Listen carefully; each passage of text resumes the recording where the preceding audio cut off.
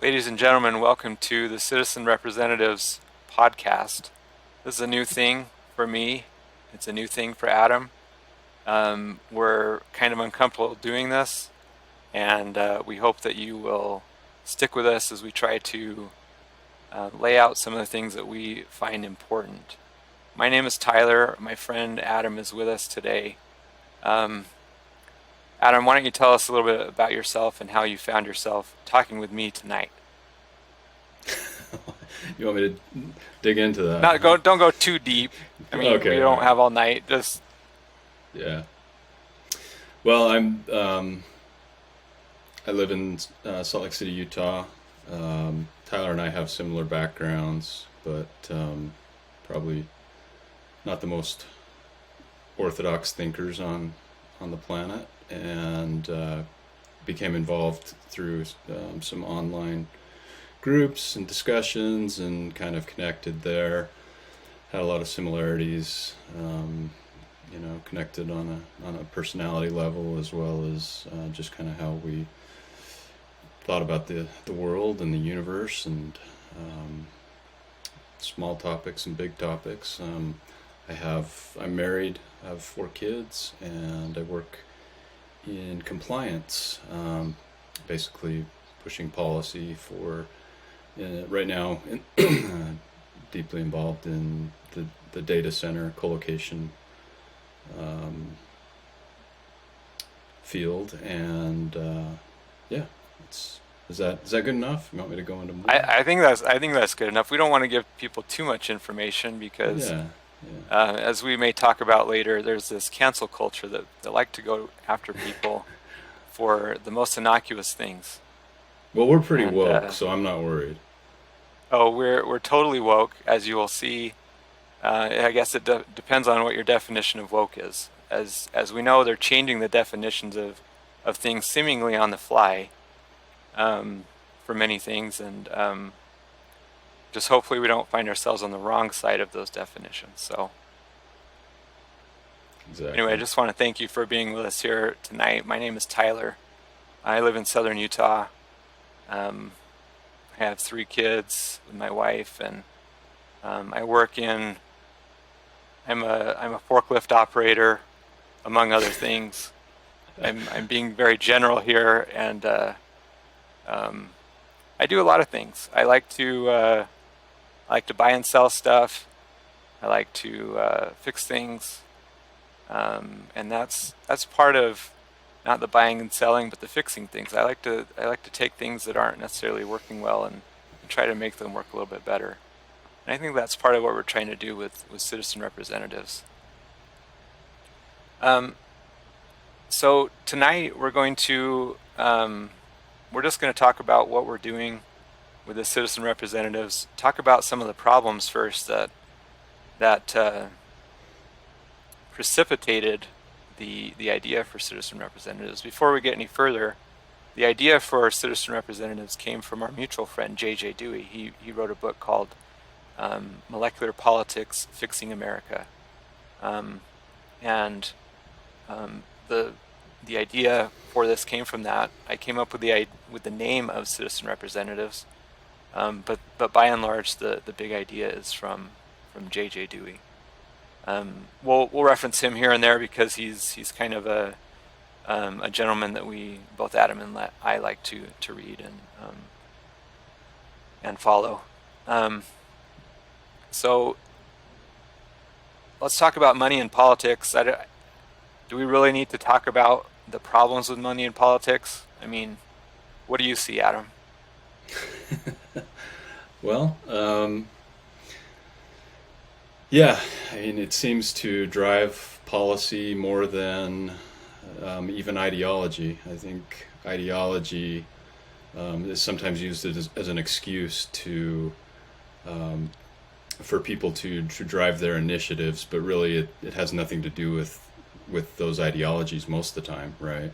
It's about power, it's about control, and how do you maintain power and control, but the easiest way is with money. So um, politics and money are inseparable, and money on its own is not an evil thing, but how it's used certainly can be manipulated and used for ill good. So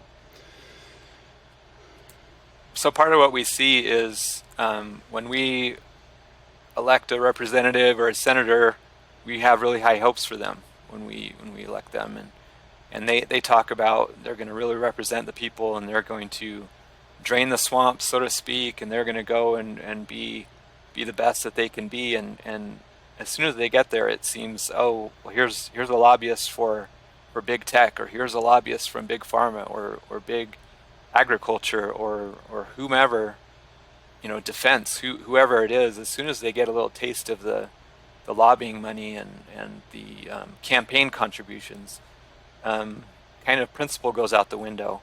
Is that what you find?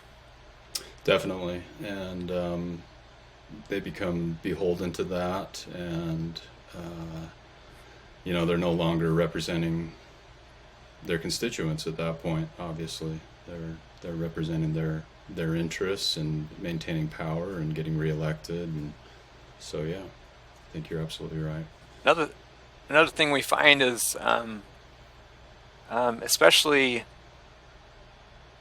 with the Republican Party, it seems to be that they say one thing and then go, and they never end up living up to what they say that they'll do, which is a balanced budget, increasing freedom. It just seems like they do more and more. They go along with a hive mindset when they're there in Washington D.C. Now that is true sometimes for the other side, but by and large, the government, it seems to me, as a whole, just seems to kind of have a momentum toward being more authoritarian, gaining the government itself gaining more power, and things of that nature. So there just seems to be kind of a rolling ball that is huge, that favors that type of mindset. We have these political action committees. I don't want to get too deep into them because, first of all, I don't know specifically how they run, but in my understanding, you can get together with some people, start a political action committee, and you raise money for a certain cause. What's your understanding, Adam? Yeah, I mean, the PACs themselves, they're limited in how much they can donate, but they can direct their specific interest. And then you have the super PACs, which are much larger. They're not limited or limited to the same degree that PACs are. PACs can donate anywhere from, I think, 5 to 15,000, depending on how they're organized and what they're doing. Super PACs obviously are the biggest donors, but they're not supposed to directly influence their interests. They just donate to the party of choice, and but they can dictate their views through the media. There's no limitation on that. So and the media is the most powerful way of getting your message out, right? Regardless of what kind of medium you're using. And so it's not like they don't have influence. They definitely have influence. Campaigns rely on them. They can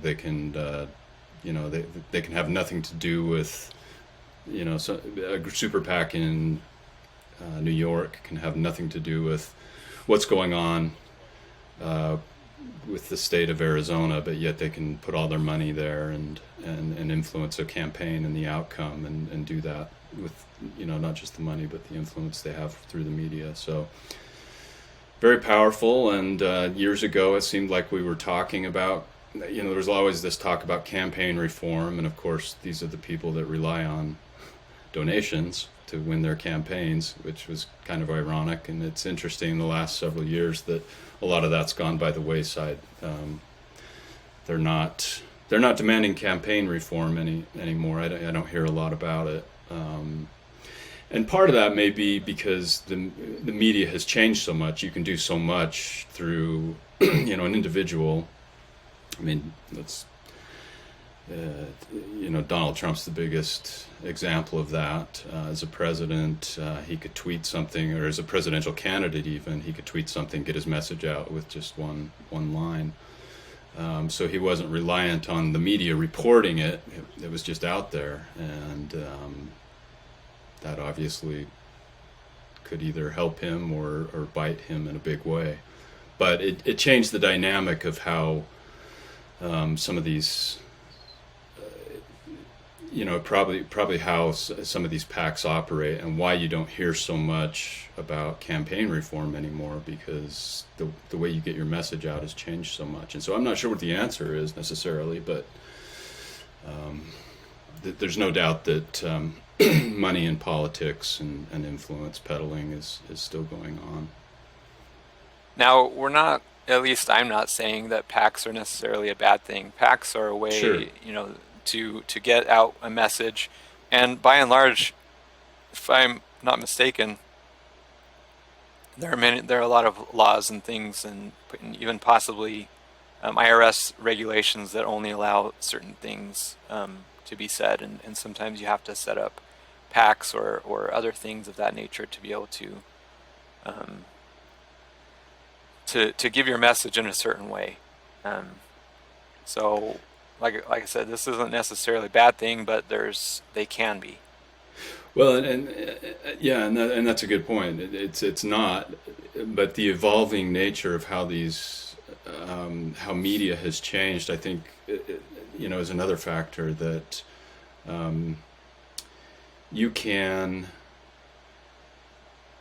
You don't need. You can influence. Think about these social media platforms, right? They can drive votes. They can throw money to a super PAC, but their platforms themselves can influence, maybe 10 to 15% of a vote in an election. And so that's not direct money necessarily, but their platform and how they direct their messaging and how they direct the information or suppress the information can have a huge impact on an election. So that's not, it's not direct financing, but it's payment in kind. And so how do you regulate that at that point when it's payment in kind? That's a whole different animal. Shut them down, maybe. No. Which way?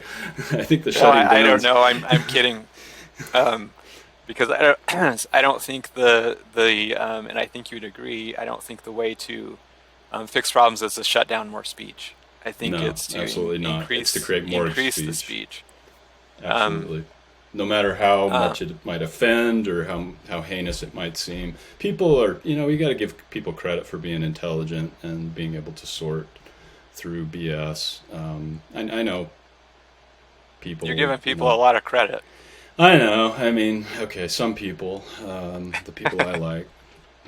No, I But to mean, be on the safe side, we do need to give people the benefit of the doubt and allow people to make their own decisions and to come to their own conclusions. I don't think we need filters. Well, we're getting kind of off subject.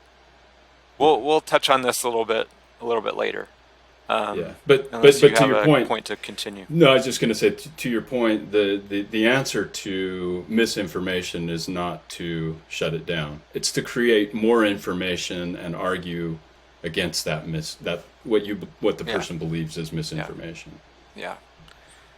Okay, so we're going through kind of a list that we're just kind of bringing up problems that the idea of citizen representatives, which we're going to get to in a moment, and how that works. We're just kind of going through a list of some of the problems that this may help. And so the next one in line is lobbyists, which we've already brought up to a small degree. Now, lobbying, I think, is an important part of government. You should be able to go to your representatives, go to your senators, and talk to them, bring up issues that are important to you. Um, Sleep Nowadays, with it them. seems most well. I would caution against that.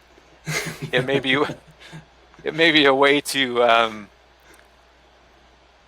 get things that you wouldn't get otherwise. There are several examples in the news at this time of Yeah, sorry, I was leaping ahead. okay.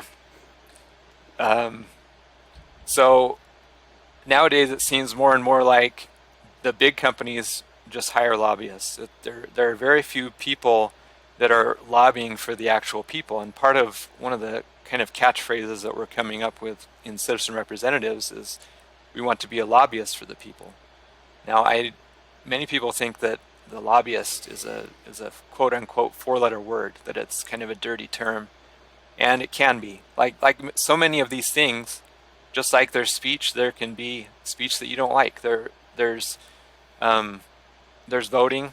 I love the vote unless it goes against you and what you don't want. I mean, so many of these things that are out there, um, they can be good and great, and there's an opposite side to them also. So what you know you hear about, this is one of my big frustrations. We You and I have been seeing the lead up of this, and I'm getting back into censorship because that's, I think, an important topic. Um, there are very few people, there are very few representatives or senators that talk about censorship and it being bad. And there are very few people talking about regulating. Now, I'm not sure that the regulation of the big media companies like Facebook and Twitter and YouTube and Google, I'm not sure that that's the best route to go. But there are very few people in government talking about the problem of that. And I think one of the reasons is, and I've seen this written, is so many of these people are receiving campaign contributions from big tech. Hmm. So people who would normally be for more speech and less censorship are ironically silent. And I don't know if I use that word ironically in that instance in the right in the right way, but um, they were silent and Conspicuously um, silent. conspicuously silent. People who should be standing up for rights and things of that nature are not.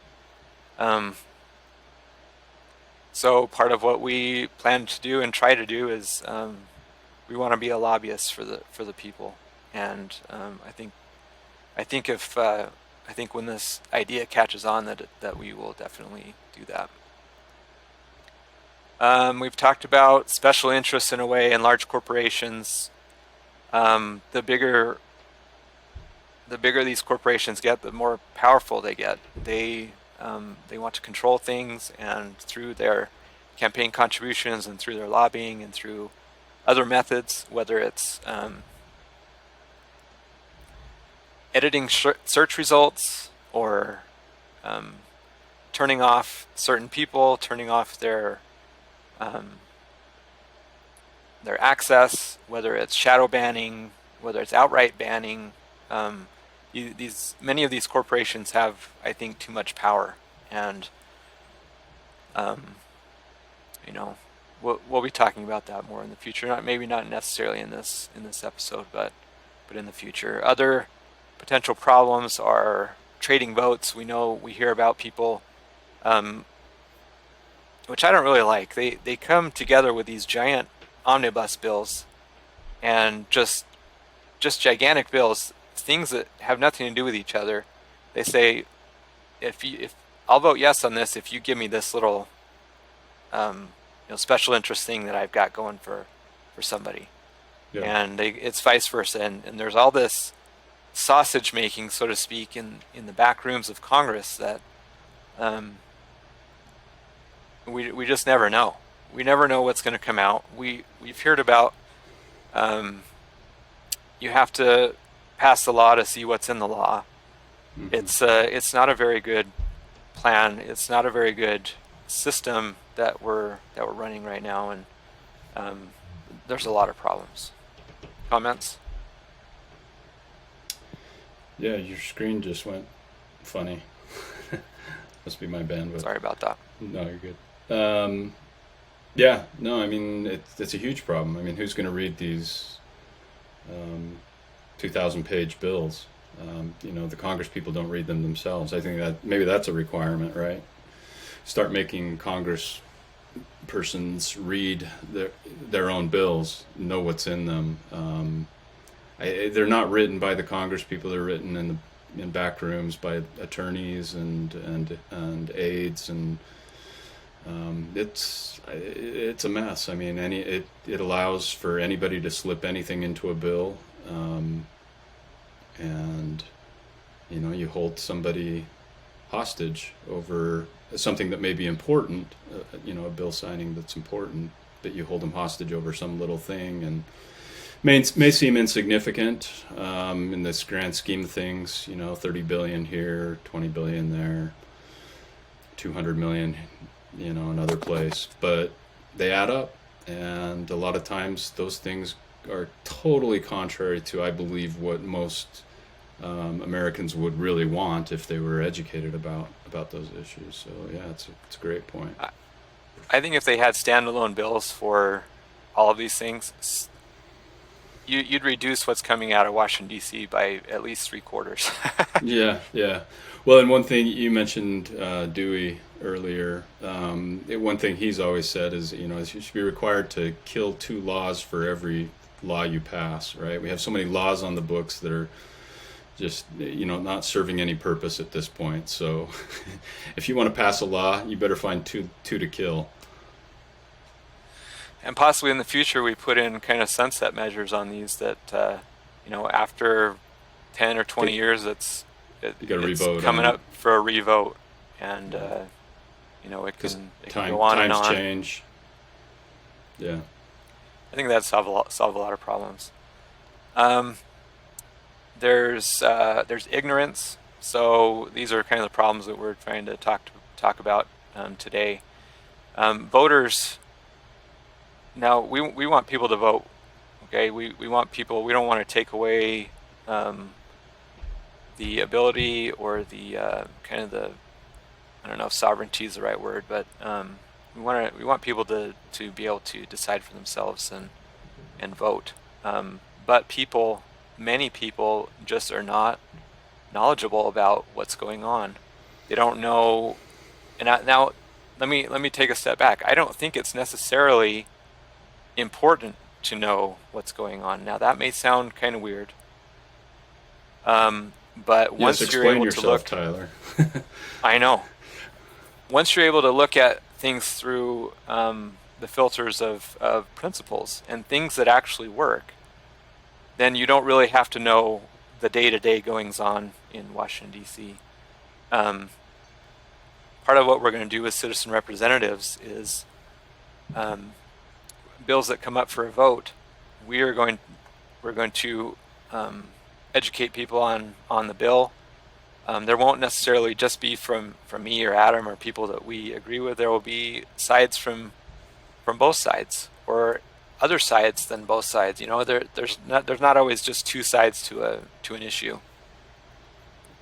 But we're going to have a kind of an educational program that teaches principles, how to look at things, how to understand when you may be being emotionally manipulated into voting for something, or things of that nature. So, ignorance is a problem. It's something that we're going to try to help overcome. Now, another one which is very important is party leaders. Now, you look on the Democrat side, Nancy Pelosi is a very strong leader. I don't care what you think about her, but she is very good at quote unquote whipping people. They do this kind of a whip, and they get people to vote a certain way, and she's very good at getting people to vote a certain way. And they use committee assignments. They use other things like the vote trading that we've already talked about. They have many methods of getting people to vote their way. Mitch McConnell is that way to an extent in the Republican Party. He's able to keep quite a few people in line and get them to vote the way that he's doing it. But did you have a comment? No, I mean, when you mention people that have been in Congress a long time, my mind, automatically goes to term limits, but that's a different subject. Well, I actually have that as part of the outline for talking about in a few moments. Um, so there's actually quite a bit of talk about forming third parties now. Now, I don't know about that. What do you think about starting a third party, Adam? I mean, there's already several out there, but there's a lot of talk on the Republican side anyway of starting a third quote unquote patriot party or something along those lines. Right. And you see that a little bit, on the Democrats side of the spectrum. You have the hard left, um, You have like the inching, Green Party. yeah, inching towards outright um, socialism, and so and they're very influential, right? I mean, you just look at the first 30 days of presidency for President Biden, and a lot's been done that seems like it was influenced uh, by the hard left of his party. So um, I would like somebody to convince me that a third party could be effective and that it could be even a possibility. But you have to. You're talking about trying to supplant. Um, one if Republicans or Democrats fracture at all, um, you're talking about giving the other side a landslide victory in every election at that point, right? Because Pretty you know, much. so I mean, unless you could really attract, if the Republicans came up with a real populist movement where they could attract most conservative people, people that were really turned off by establishment, but they could also attract moderate Democrats, traditional Democrats that we think of going back to, our parents' day, John F. Kennedy, that type of, where the party ideology was at that time. Then maybe, but I'd see that as a real tall order and just difficult. And so I think the movements have to be more organic within the party, and you know, that's a tough one because you're battling establishment thought. So let's talk for a moment about what citizen representatives is and how some of these problems that we're talking about may be able to be lessened. I don't think you're going to eliminate all the problems in politics, you know, but it may be able to, and I think it really has a great chance of helping to reduce a lot of this. Citizen representatives is what how it works is we as a district, let's say that Adam and I live in the same district, same congressional district, we come together and we say we're going to come together as citizen representatives. Anyone in the district can come together and we're going to elect someone with the understanding that he or she will vote as the people in the district vote. So let's say, for instance, one of the things that we may get to tonight is a $15 minimum wage. Should that be the federal minimum wage? Right now, I think it's somewhere around $7.50, somewhere in that area. Should the federal government enact a federal minimum wage? And so Adam and I and anyone who has been registered as a quote unquote citizen representative in our district will get together and there will be a vote on the internet that will be secured. And if we vote the majority that says yes, we want you to vote for that, then that's how the representative will vote. If the people in the district vote it down and say no, we don't want you to vote for that, that's how the representative will vote. Now this is this has to be a kind of a red line type deal. If they ever cross it, they'll be voted out at the next time. There can't be any freebies, there can't be any gimmies, there can't be any mulligans. It's got to be pretty much ironclad. Now, this goes for people in the districts. I foresee it happening also on the Senate level. So that could be anyone in the state who would vote for what the senator will vote for. That may take some further development, because we would want at least representation in all of the districts of a particular state before we started voting as on a Senate level, because obviously this obvious to you and I, maybe not everyone, because I've seen quite a few people not understand what senators do. They're elected on a state level, the senators are. The congressmen, the representatives are voted on a district level. And so those are smaller districts within the state. And I think we're doing one of those cartoons. What's that one? They had sing-alongs. It was about the Constitution. Conjunction, no, yeah. Well, I was thinking conjunction junction, what's my function? That was one of the PSAs for Saturday morning. I think it may be the same animators and things of that nature that did that, but Okay. when I think of the term, I'll repeat it. But Something about it's the Constitution, little guy running around, right? yeah. And A bill. I'm a bill. Isn't it something? Was there about a just bill? one, or were there several? It seemed like there were several of those types of things.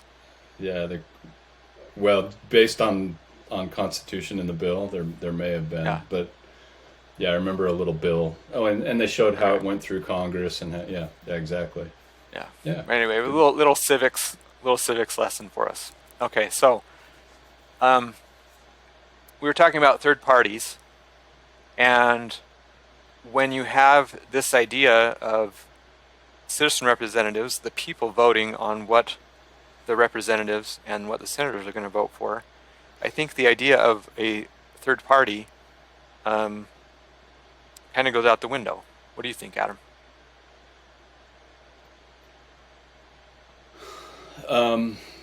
Yeah, I mean, if they're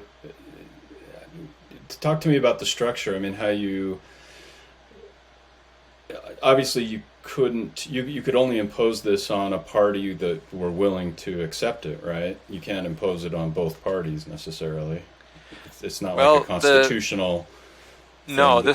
this is not a constitutional amendment. This is not a law that's being passed. This is just an agreement between people. This is So people individual coming states. together as. Go ahead. No, I was going to say, so individual states could decide, yeah, this is the way we want to operate, or individual districts, but it doesn't necessarily mean the entire Democratic Party is going to, capital D, is going to adopt this. No, and very likely there will be strong resistance in the parties, because Right. what it does is it takes away the power from the parties and puts it back to the people. Right. So. So it's got to be very grassroots and probably start on small levels and people, and then build from there. Yeah, and this is definitely very grassroots. I mean, I'm putting this together on a shoestring. I'm using used equipment. I mean, I have no funders, unless Adam wants to chip in. So we experiment with HOAs and then venture out from there. That might be worse. Oh my gosh, HOAs. No. We're starting out on the representative level, Right. and we're getting the idea out there for that. Now, speaking of which, I do have my website. It's the website citizenrepresentatives.org. I invite you to go to that website. Click on the donate tab. You can donate in a single donation. You can donate on a subscription, kind of monthly recurring donation, or you can even donate cryptocurrency. Now, we haven't even broached the subject of cryptocurrency yet, but that'll be coming, because part of what I foresee this voting system that we're going to be setting up for citizen representatives will be based on cryptocurrency and cryptography, because it's open, it's secure, it's verifiable, and there are a lot of benefits. So we won't go there yet. So I see this being not very accepted well in the actual parties, in the Republican Party, in the Democrat Party. This is going to have to be something that starts in the grassroots, that the people come together. You and I, we're coming together, we're going on, we're creating this podcast, we're going to put it on YouTube, that will be on the Apple Play or whatever. I don't have Apple products, but it'll be on all the major podcasts. It'll be on Facebook. It'll be, we're putting this out there to get the idea out there, and once people understand it, I think that they'll really like it. And once you have enough kind of a groundswell of momentum for this, it really won't matter what the parties say. Yeah. Parties, I think, will eventually exist only to promote principles of what people should vote for. I'm hoping that eventually the power of those parties will be reduced, and it'll come down to just being more of a this is what we stand for, and we would hope you vote that way. And now I may be mistaken about how this will come to be, and maybe I'm wrong in what I desire for this to become, but that's kind of what I see. This may be diverting more from where you want to go, but it's a question I have, and so you mentioned that not everybody has to take a keen interest in politics in order to at least have some ability to feel like they can influence, and their vote really counts. Part of that, why people aren't particularly, it's boring to them, or it's too there's too much conflict. It's and a lot of people, they work long hours, they come home, they just want to crack a beer and maybe spend some time with the family and go to bed. And so it's not, they might watch the local news, which is quite frankly just fluff.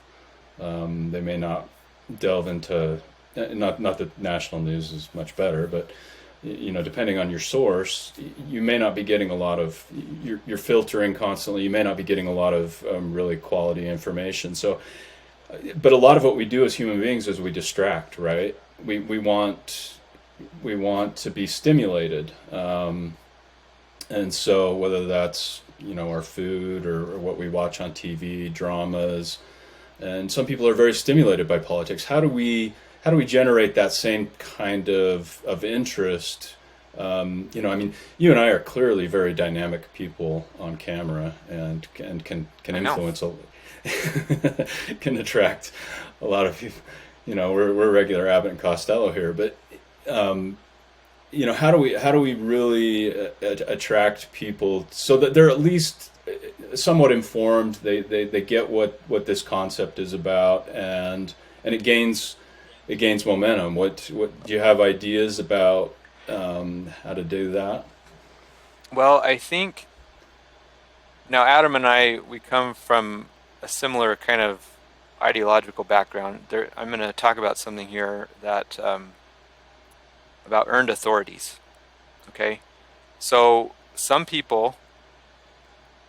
Let me talk about authorities in general. Some people set up authorities, people that they listen to, without having really tried those people to see if what they're really telling you is true. They believe them because everyone else believes them.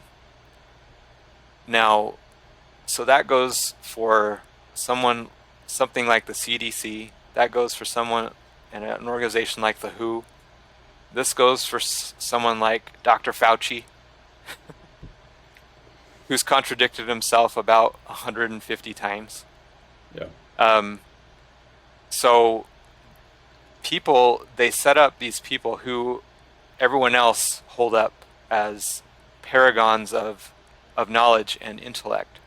when you start peeling that onion, it is not that way at all. So to answer your question, part of what you and I think, would like to do, at least me, I would like to be able to show some credibility and bring people to the forefront that are credible, because I don't expect people to be as into politics and following Twitter 24/7 and following all the blogs and watching all the news, and it's just not an expectation that I think is feasible for people. So Right. once we're able to set some credibility and show people, hey, that when we predicted that when they raised the minimum wage that it would kill a lot of jobs, and it did, that lends credibility to people. Another part of it is kind of exposing the people who supposedly have credibility and showing that they don't really. Now that doesn't necessarily mean that everything that a person says that we are trying to discredit means that everything that they say is wrong. It just means that maybe you should take a second look at what that person is trying to say, or what that person is saying. Maybe you should look at some of the opposing voices for that person. So did that kind of answer your question? Yeah, I mean I'm all about the topic of authority and distinguishing what's an earned authority. And you mentioned some that are bureaucratic, right? And obviously we want to extend that to, authority can be anything. It could be your, your favorite news personality, your favorite spiritual guide, your favorite, people in the family. Sometimes family members have a lot of authority because of who they are or what prominence they have in society, maybe the wealth they have, and a lot of times that's a false, that's a false image that is presented, and they're not necessarily somebody you would want to go to on every subject for everything. And so I just point that out, that we extend authority to anything, anywhere, anything that doesn't show its competence, doesn't show its ability. So I'm all about that. But I think beyond that is and it's a good point. Not everybody's going to be interested in this, but pointing out, being able to do that in a way. And I think you had mentioned, like the PSA idea, right? Creating some media beyond the podcast where we're talking about some of these concepts. We're in short, digestible video clips or other things that can get to the heart of the principle of an idea that is stimulating. It's visual because we're a very visual society, but yet they don't have to sit there and listen to a 3-hour podcast, right? Yeah, that's kind of I think that's what's really good about PragerU. You've seen some of their videos before. Yeah. So PragerU, if any of you are not familiar with it, they're conservative, and they put out they're about 5-minute videos, and they typically have a person of prominence in their particular field. Excuse me, and they talk about a subject and how to recognize true principles and things along those lines. And so I think I do foresee citizen representatives putting together things of that nature, and once people get to a certain point, they will go, like I or you or somebody will say, I think you should, this is my analysis of this bill, this is why I think you should vote yes or no on it, and these are the reasons. Along with that, there will be other people on the other side that will do the same thing. I encourage people to get both sides of an issue, get the the ins and outs of both sides of an issue. This is just kind of as an aside. So much of what you see is just an emotional It's a call to emotion. So many of these bills are they make sense emotionally, or they feel right, but they're not really right at all. Yeah. That's Yeah. another subject. But I do see, hopefully we can become credible witnesses, so to speak. Hopefully we can put out educational materials to try to get people to recognize true principles, and things like that. So You got me thinking about one thing too, is as you're talking about seeing both sides, because we often see things from both sides. Oh, it's this side or that side. Well, that's often an illusion too, right? It's we tend to toe the, if we're political, we tend to toe the line one way or the other, and a lot of times most issues are much more nuanced, and we get caught in the trap of seeing things in a prison of two ideas. So, well, you believe this, so you must believe all of this as well, and you don't see this. And you talking about emotion, right? So you don't have a heart because you see things this way. And I think getting caught in the prison of two ideas is very dangerous, and it's very dangerous to start labeling things and labeling people and groups especially. I mean, label people, sure, but label groups as being one way or another, because it lumps them and it stereotypes them, and it doesn't give them credit for having nuanced thought, and to saying, just because I believe A doesn't mean I believe all these other things you believe about A. Those are your beliefs. I can see both sides. Seeing both sides of an issue is really, the idea is to bring that together and say, okay, where do I stand individually? Because that's what we want people to do, is stand on their own feet and see a little bit of side A and a little bit of side B, and realize that I'm more complex. I like aspects of both, or So I just thought I'd point that out. Sometimes we say both sides just out of convenience. Yeah, absolutely. And I get your point, because there's not just always two sides to a thing. There could be a third or fourth or fifth aspect that we don't really get. There are so many times with these bills that are passed, there are the unintended consequences that come with them, and sometimes both sides had no idea. Yeah. Yeah. So Okay. yeah, go ahead. No, that's absolutely right. You're spot on. So, part of, we talked about the third party. We talked about new laws. So much what people say, we need to elect better people. Now, that's a great goal. Hold on, I have to reset my camera because it turns off every 30 minutes. That's why it shut off a minute ago. Water break.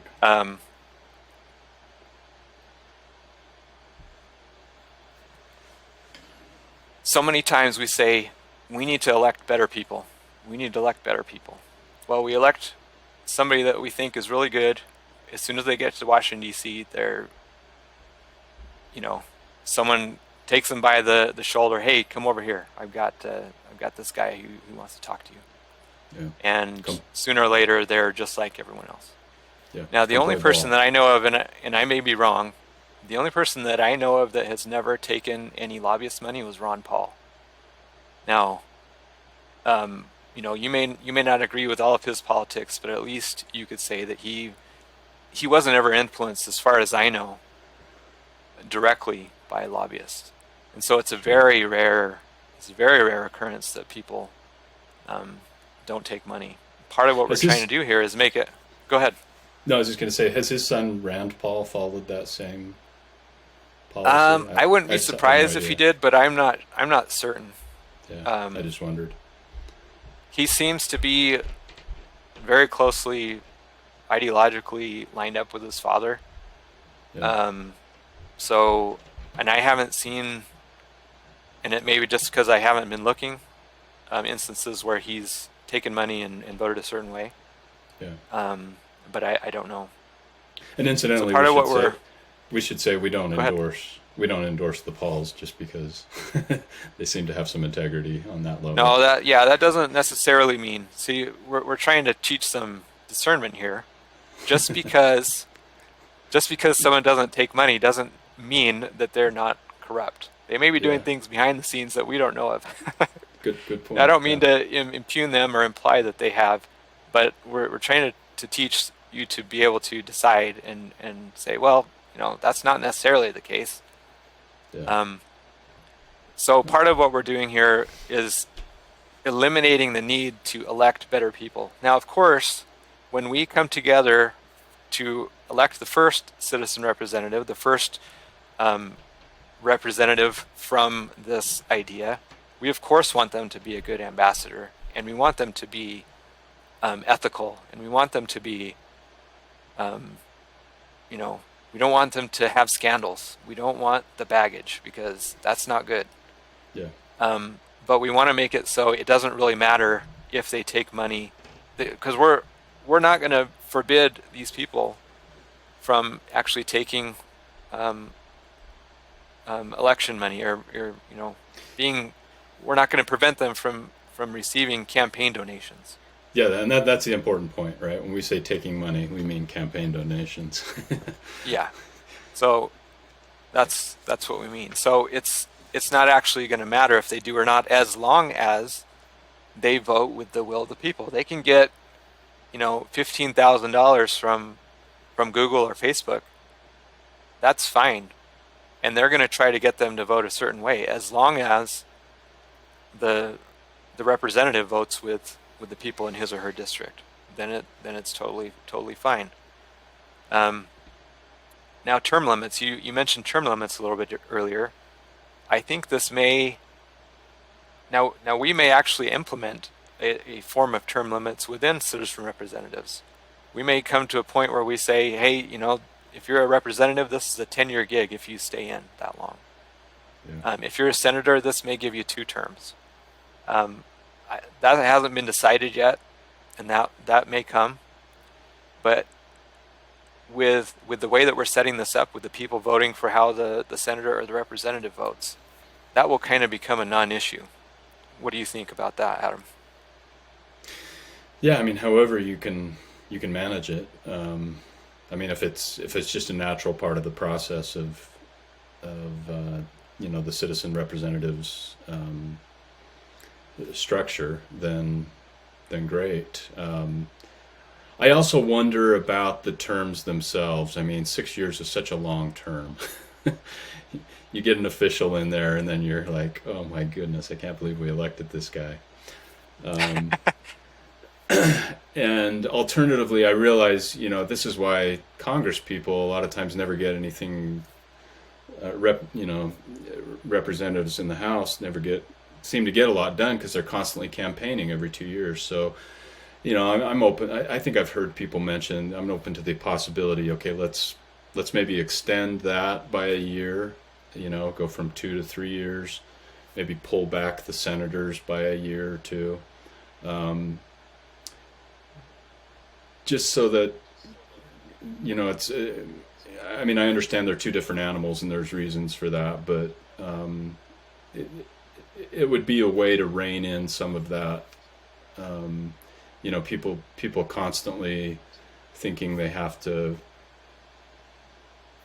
I don't think anybody should go into Congress thinking I've got to have a 20-year term. That means 10 elections. I mean, that's absurd. It's like all you're ever doing is running for Congress. Yeah. So it's there's another aspect of that, but yeah, I mean, if citizens representatives can somehow manage that on its own, and the people agree, you have a pre-contract or something, and they're elected out by the citizens themselves, then, like you say, you don't need a constitutional amendment for that. Yeah, and you just referred to it, to change a term of a senator or a congressman. I'm almost certain you'd have to have a constitutional amendment because that's set in the Constitution. But to try to do it outside of that and do a term limit, a de facto term limit is one that we can just you know, vote somebody out. You can always vote somebody out. And I think that the idea with this is to be able to do that if they don't represent the district or the state very well. Right. So let's, I think we're nearing the end of the time that we wanted to spend on this tonight.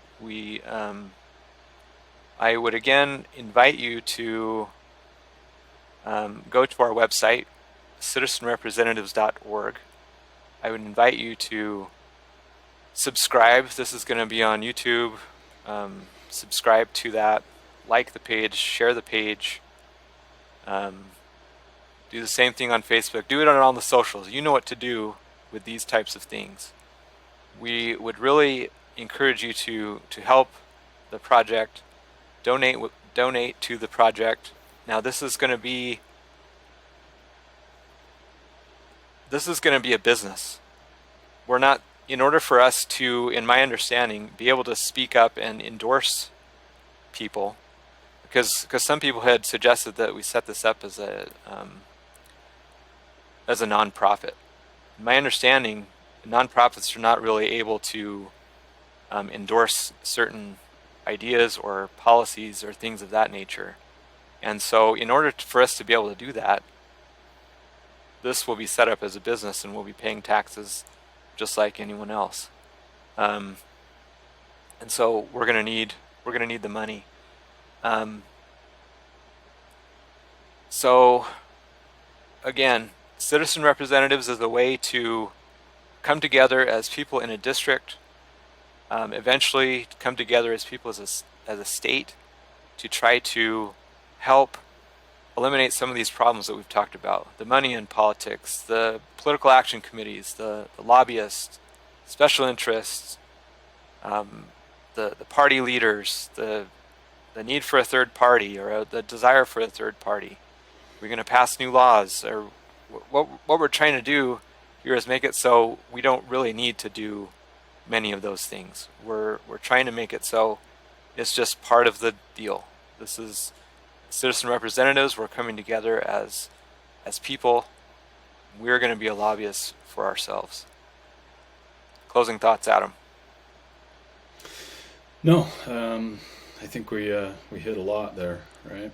I'm excited to come together and talk about these ideas each week, and see how it evolves, and invite other people to reach out to us and make suggestions, ways we can improve our content, our presentation. I think that's going to be important. So, good job, Tyler. Thank you. Now, I don't think that anyone is under any sort of illusion that Adam and I are anything special. We're just guys who are coming together to try to make a difference. You know, there are many, just like we talked about, there are unintended consequences of this. You know, when we could come together and get this thing going, and in certain states like California or New York, it may come together to vote for things that you or I may not agree with. But that's just part of life. That's part of voting. You know, I think you and I would we would fight for the right to vote, and maybe with the idea and the understanding that sometimes people don't vote like we like. Yeah. That's going to be something that happens. You know, that's a question that may come up. That may come up. Excuse me. Well, what happens when so and so? What happens when this state does this or that? This is a big worry that I have with states that are out there. California is a certain way, and because of the policies in California, many people are fleeing California. Well, the people fleeing California don't always put two and two together as why things are the way they are in the state. They go somewhere else, and then they continue voting the same way that they voted before. Now with that said, I know quite a few people who have come from California and are very conservative. So again, this is the discernment.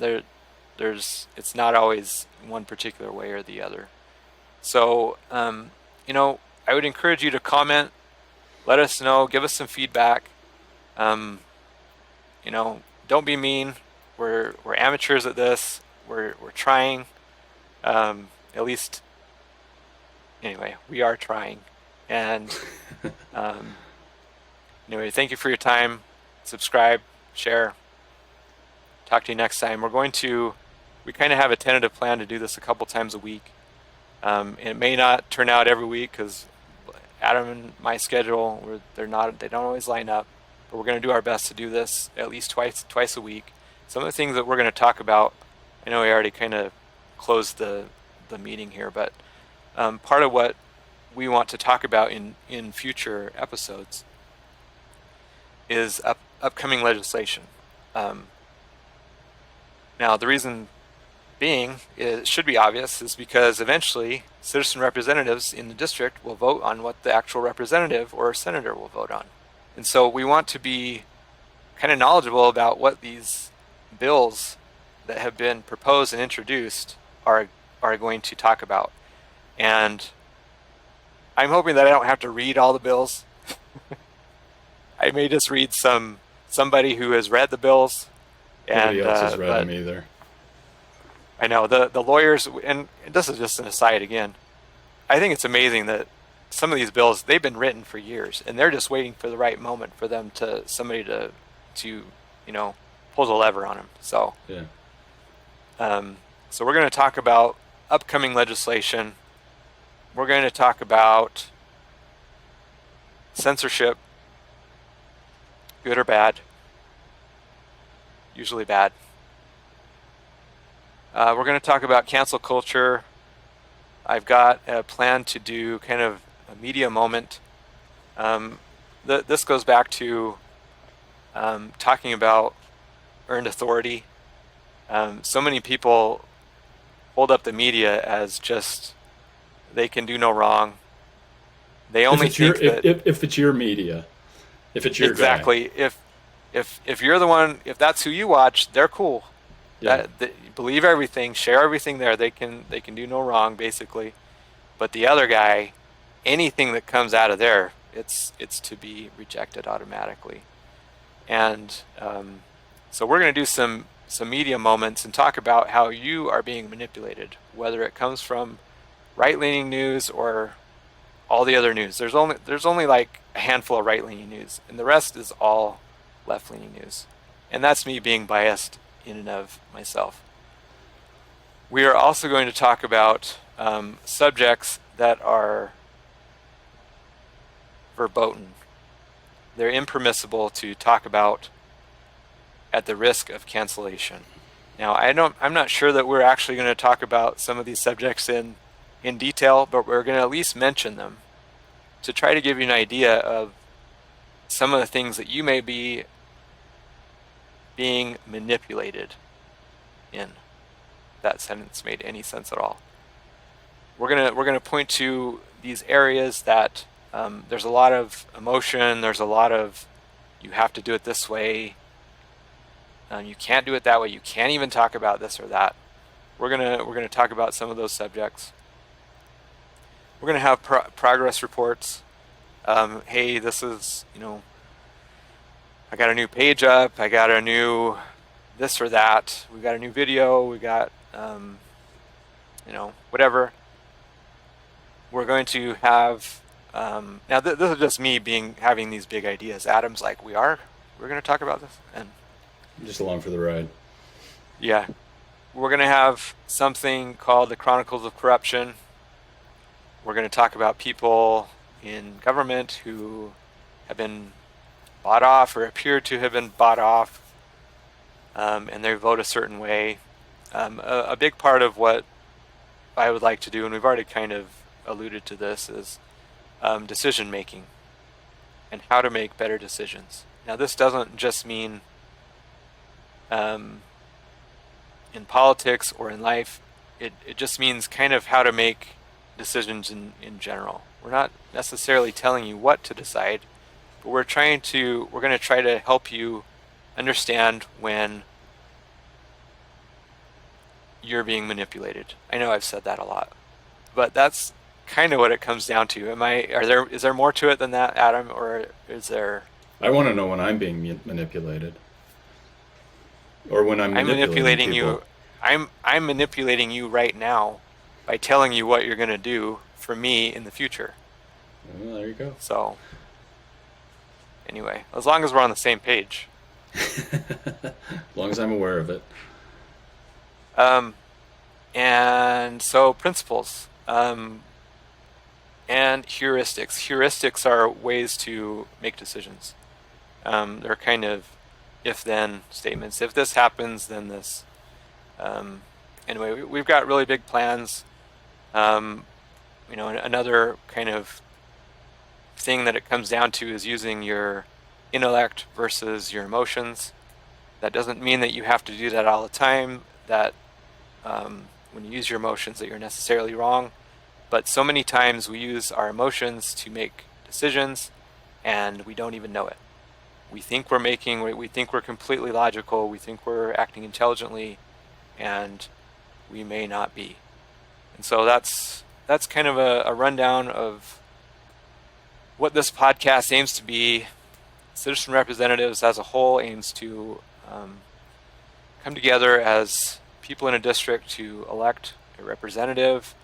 We aim to vote, be knowledgeable about votes that are upcoming, and we aim to help the country. I think that may be a huge goal, and that may be kind of glittery eyes or whatever the term might be, but kind of naive, but that's what we aim to do. And anyway, I appreciate you as a listener, as a viewer.